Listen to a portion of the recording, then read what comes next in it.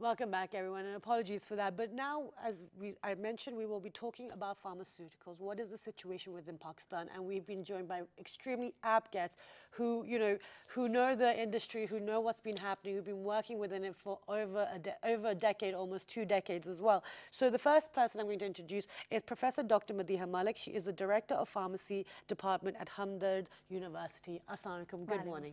Thank you so much for joining us today. Besides Professor Dr. Madeeha Malik, we've been joined by Mr. Asif Nazir. He is working as a manager at the business unit at Warwick Pharmaceutical, part of the Wilson Group. Assalamu alaikum. Good morning. Thank you so much for joining us today. So, fascinating topic. Going to get started with you, Professor. Within Pakistan, what is happening within the pharmaceutical industry and how strong is it? Okay. First of all, thank you very much for giving me this opportunity today to come and talk about pharmacy profession. To be honest, pharmacy profession is not that much recognized in Pakistan in terms of role of pharmacists, which I think is that the pharmacist is an important team member of healthcare team, is an important member of healthcare team. Absolutely. So I'll just give you a brief introduction of pharmacy profession.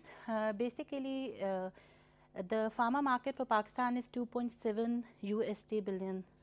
Wow. And like the total health budget which we have got is like only 0.6% of the total budget is being spent on health. Okay. And then there are like 600 national pharmaceutical industries which have been registered in Pakistan, and 14 multinational companies are working in Pakistan. There are approximately more than 80,000 brands which have been registered in Pakistan. That's a lot. Yeah, and there are like, you can say around 1,94,000 doctors and 94,000 nurses and 33,000 registered pharmacists working in Pakistan. Amazing. And there are 67,000 community pharmacies in Pakistan, and there are 67 pharmacy schools in Pakistan, out of whom only 39 schools are being recognized by Pharmacy Council of Pakistan. Okay. And like we have got 100 pharmacy technician schools in Pakistan. Okay. So that's the, a brief, introduction about the pharmaceutical industry and pharmacy. That's amazing. That's good. Or is that bad? Yeah. Yeah, it sounds good. Yeah, it's not that bad. Okay. But in theory, no, we're talking about the theory, we're talking about the structure. Yeah. So in that regard, I mean, it's not bad. So we're going to touch upon most of these points. Okay, that's wonderful. Now, okay, so that's the status within Pakistan. But now coming down to it, what is actually happening on ground reality? Because you're talking about the pharmacists. I just made a note of that. I didn't realize there were actual pharmacists within Pakistan. Sorry, I'm sorry, it's true. Because you can get over the counter most of the medicines. Exactly. So what is happening regarding that?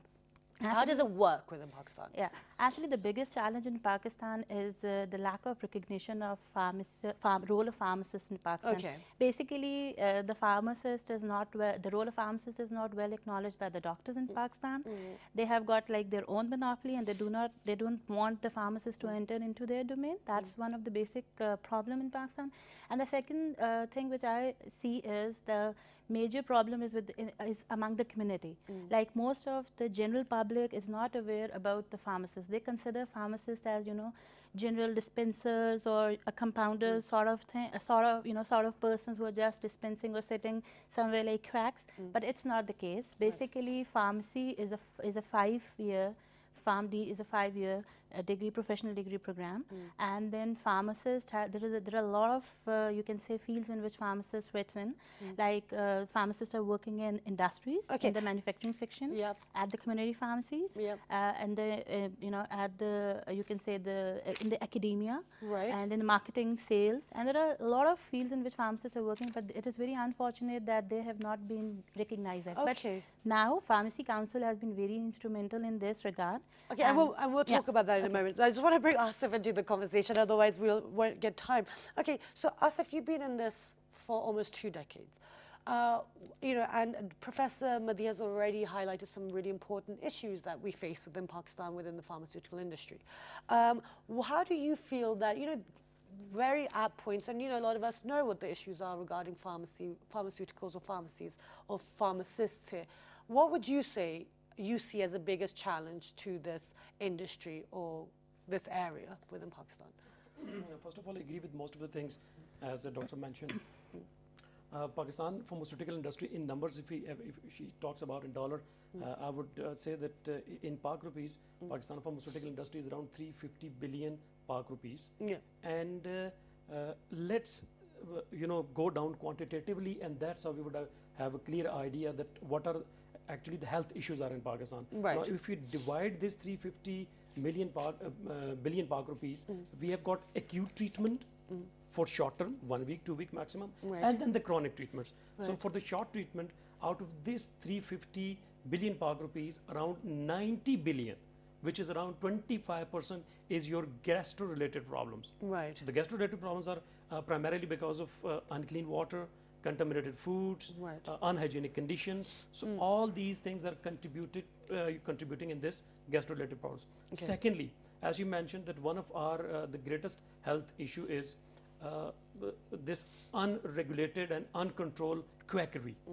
Yes, exactly. They are practicing, and I'm telling you that even in Islamabad there are so many quacks. They are working, and they have hundreds of patients on daily basis. So now what they are doing is that, as they don't know the details, so for even a simple infection, they're using the high dose anti-infectives, and that's how the drug resistance is emerging. Right. So after this gastro problem drugs, anti-infective is the second biggest segment. It is around 70 to 75 billion. Right. So that's how it makes acute market. And then if we talk about the chronic disease, like you talk about diabetes, in Pakistan there are around 7.5 million diabetic patients. And according to WHO, by 2030, Pakistan would be among top 5 the countries having the most diabetic patients. Okay. So we have got these kind of challenges. Okay. Now, one very important thing, if we talk about the structure, Right. the facilities we are offering, at primary level we have the BHUs, basic health units,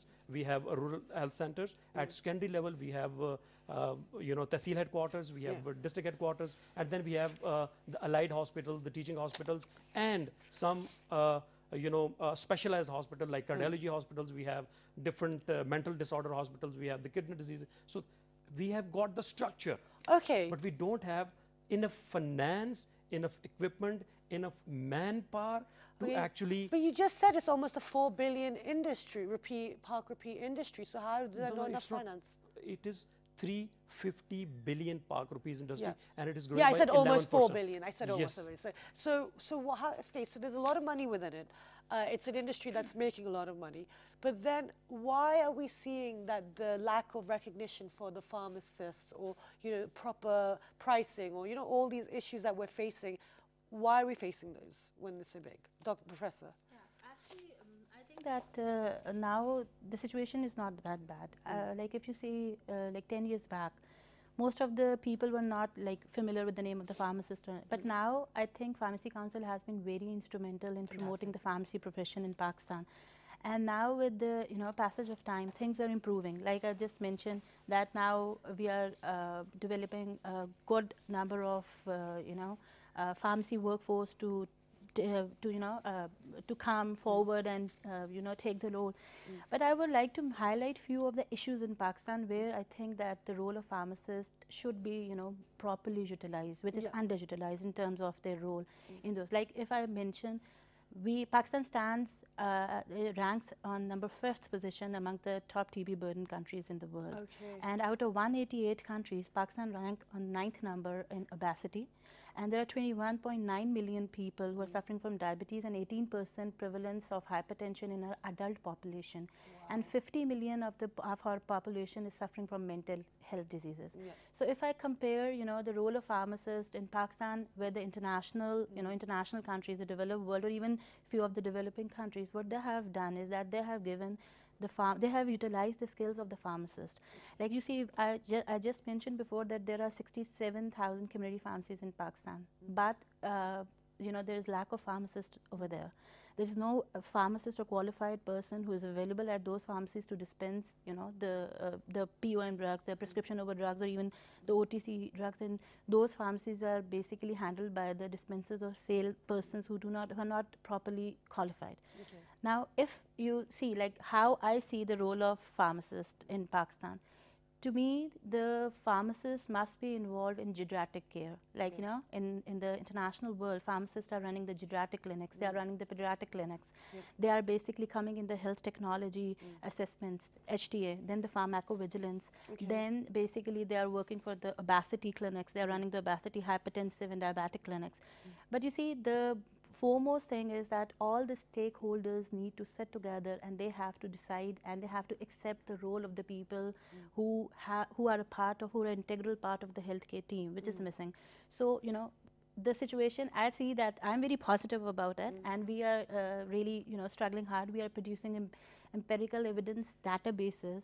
We are, you know, working on health literacy and other things. So I think that situations will improve. That's wonderful, and that's great. And I will talk about the knock-on effect. But before I move on, Asif, you had to add something. Yes, I would like to make it clear that we are actually mixing two things. One is pharmaceutical industry, and the second one is pharmacist. So pharmaceutical industry is doing pretty good job. To be very honest. Sounds great. Like it's doing a great job. And if you go 10 years back, the share of the multinational company was around 60–65%. Right. And then the national companies, they emerged like anything. Their quality was really amazing. And now the situation is reversed. 65% to 70% of business belong to the national companies. Wonderful. And they're being recognized in Pakistan and across the world as well. Okay. Their efficacy. And second problem is what ma'am is talking about is the pharmacist. Yes. That they have got the issue that they are being underrated and they are not actually doing what they are supposed to do. Okay, well the thing is, lucky for you guys, I've been briefed on both. I was told we're doing pharmaceutical and pharmacist, so it's fine that we're covering both. But actually, Asif, you raised a really important point about the level of, the number of companies within Pakistan. You know, you mentioned, you know, staggering figures about how many medicines that we're producing, how many, you know, companies are here within Pakistan.